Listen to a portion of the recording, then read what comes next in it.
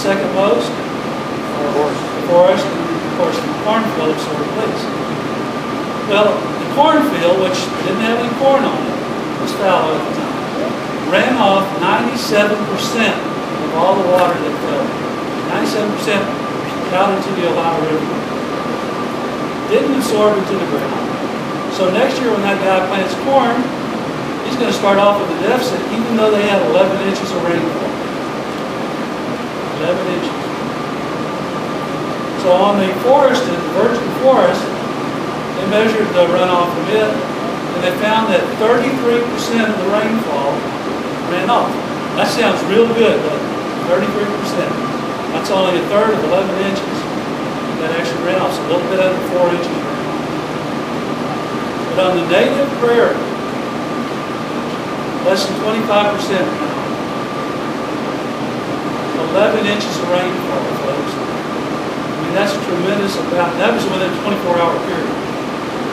Remember we had 18 inches in 24 hours? You always get flooded. But if we had more of our native prairie around, we get more water back in the aquifer.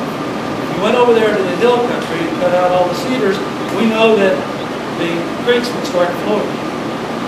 If you cut out all of the new growth live oak trees without cutting out the cedars, we know the creeks will start flowing. Oh, really? Yeah. Grass is what puts water into the aquifer. Grass is what holds the water. Now, part of the problem with trees is they intercept the water, they hold it above the ground in the foliage. You can say, well, that's not a bad thing, unless, of course, you got a day like today that follows the rainy day, and then all that water is evaporated off very quickly.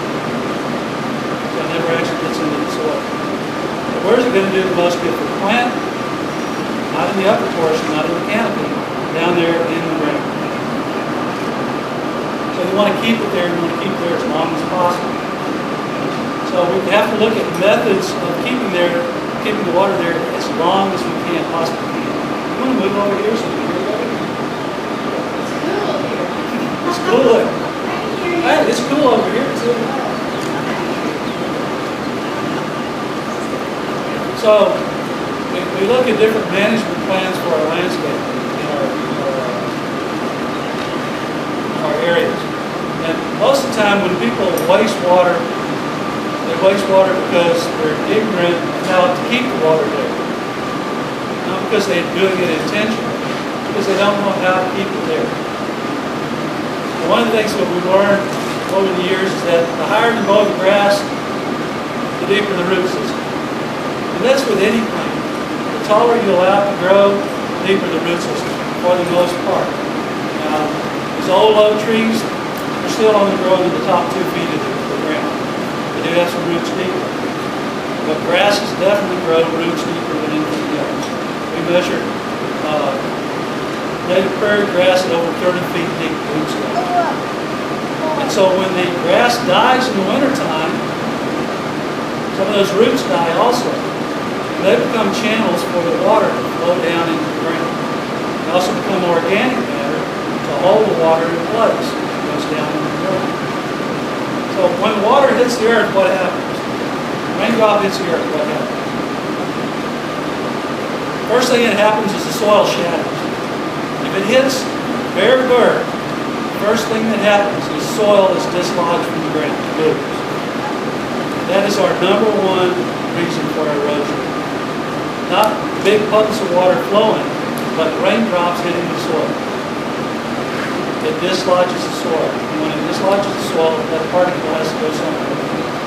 And if it finally builds up enough water, it flows off. It flows away from the property. And with it, it carries organic matter, minerals, and other types of things that are needed by plants to survive.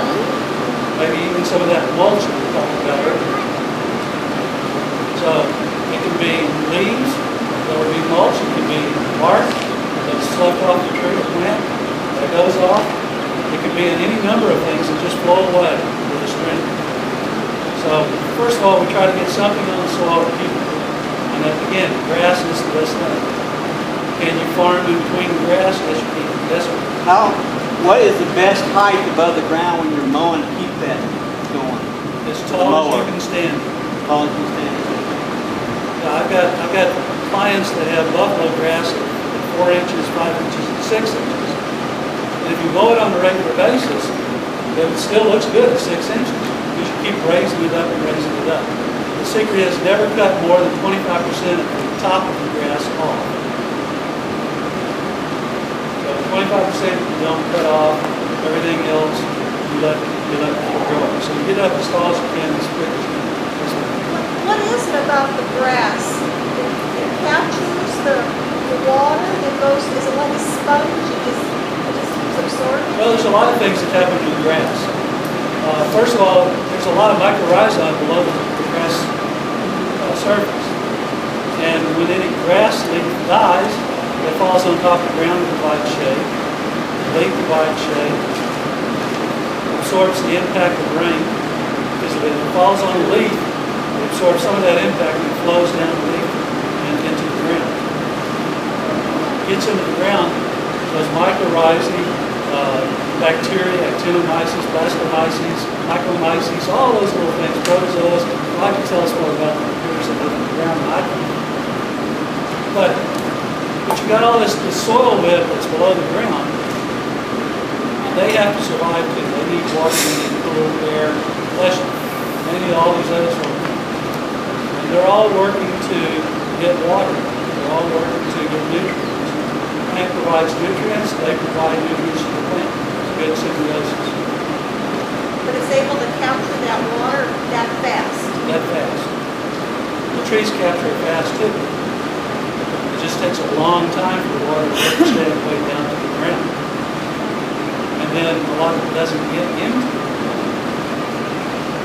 And the amount of living material below the ground under a tree is not nearly as much as on the grass. So the amount of living material on the ground also helps cushion it. Now what causes rain to go down? Gravity. That's right, gravity. Anything else?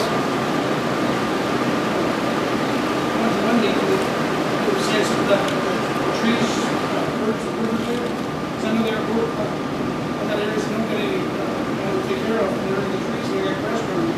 Those trees, they often have to work there. Oh, we get into that. Yeah. There's something called capillary motion. And that is when water reaches a certain point, it can be pulled sideways, it can actually be pulled up in capillary motion. And so when you have roots in the ground and you've got a tree or some kind of plant, it's putting moisture out into the air, right? It transpires, just like you and I breathe. It transpires. So that's pulling water out of the ground, which is causing a suction to draw that water capillarily back up into the ground. So you got gravity trying to pull it down, capillary motion trying to keep it right where it's at. You've got plants literally sucking moisture out of the ground, which creates a vacuum. You've got little critters down there all working to keep the water around as much as they can. So that's why the water tends to stay where it is. But what happens when you knock off all the vegetation above ground? Nothing to stop the water from getting. Erosion. It forms a hard surface, which makes it run off faster. So there's very little percolation. You don't have any percolation in that. You don't get much moisture in the ground and the soil crust on top. And unless the soil cracks, it's hard for the water to get in at all.